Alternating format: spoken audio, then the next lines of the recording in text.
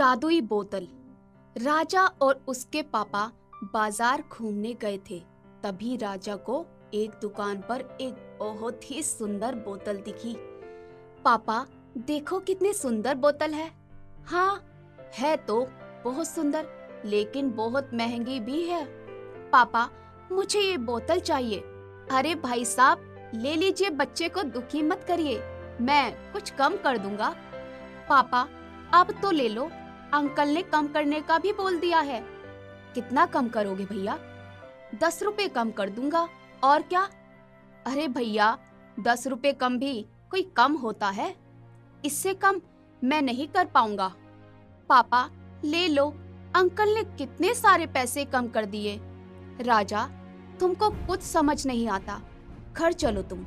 राजा भी रोकर घर आ गया। क्या हुआ राजा?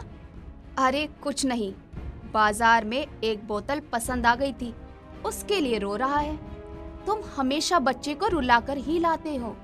मैं क्या कर सकता हूँ, मेरे पास पैसे ही नहीं थे। चलो बेटा, चुप हो जाओ, जब पापा के पास पैसे होंगे तब ले लेना। राजा को दुखी देखकर राजा के पापा भी बहुत दुखी हो गए और रात भर सोचते रहे कि मैं कैसे वो बोतल राजा को दिलवाऊंगा। राजा बेटा, उठो, सुबह हो गई है। अरे आप राजा को सोने दीजिए, उसको बुखार है। क्या? चलो डॉक्टर के पास चलते हैं। नहीं, मुझे कहीं नहीं जाना, मुझे सिर्फ वो बोतल चाहिए। ये क्या लगा रखा है, बोतल बोतल। पापा गुस्सा होकर अपने ऑफिस चले गए। राजा उदास होकर अपने कमरे में सोता रहा। रात को पापा जब घर वापस आए तब उनके हाथ में बोतल थी। बोतल देखकर राजा बहुत खुश हो गया और पापा से लिपट गया। अरे, कल तक तो आपके पास पैसे नहीं थे, अब कैसे आ गए? वो मैंने अपनी घड़ी बेच दी, मैं राजा को ऐसे दुखी नहीं देख सकता। राजा ये सारी बातें सुन रहा था। उसको बहुत दुख हुआ कि मेरे कारण पापा को अपनी घड़ी बेचनी पड़ी। उसने फैसला लिया कि मैं कल बोतल वापस करके पापा को पैसे लौटा दूंगा। दूसरे दिन जब वो बाजार गया और बोतल वाले के पास गया और बोला, अंकल, ये बोतल वापस ले लो और मेरे पैसे वापस कर दो। चलो भागो यहाँ से, हमारे यहाँ सामान वापस नहीं होता, जाओ। राजा चुपचाप घर आ गया। उसको पता चल चुका था कि अब कुछ नहीं हो सकता। अब बोतल तो उसे रखनी ही पड़ेगी। उसने बोतल को पानी भरने के लिए जैसे ही खोली, ये क्या, बोतल में तो पापा की घड़ी थी। वो दौड़कर पापा के पास गया। पापा, देखो बोतल में से क्या निकला, आपकी घड़ी। अरे हाँ, पर ये कैसे हो सकता है? अरे, ये तो आपकी घड़ी है, ये बोतल में कैसे? तीनों आश्चर्य से बोतल और घड़ी को देख रहे थे।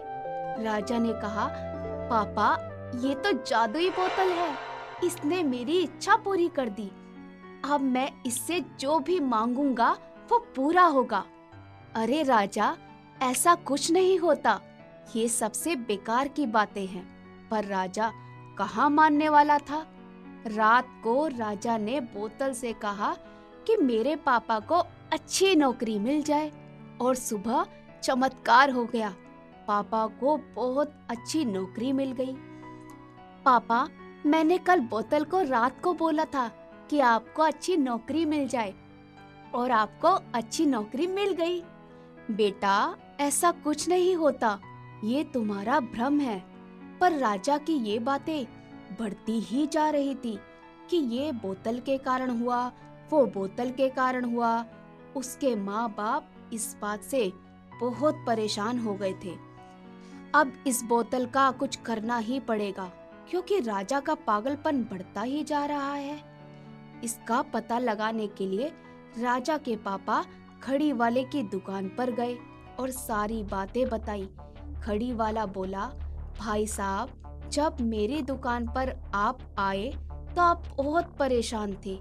मैंने आपसे पूछा भी कि क्या बात है, तब आपने कुछ बताया ही नहीं, तो मैंने आपका पीछा किया। बोतल वाला मेरा भाई है। जब आपने बोतल खरीदी तो सारा मामला समझ में आ गया और मैंने आपकी घड़ी चुपके से बोतल में डलवा दी। अरे भाई, आपका बहुत धन्यवाद।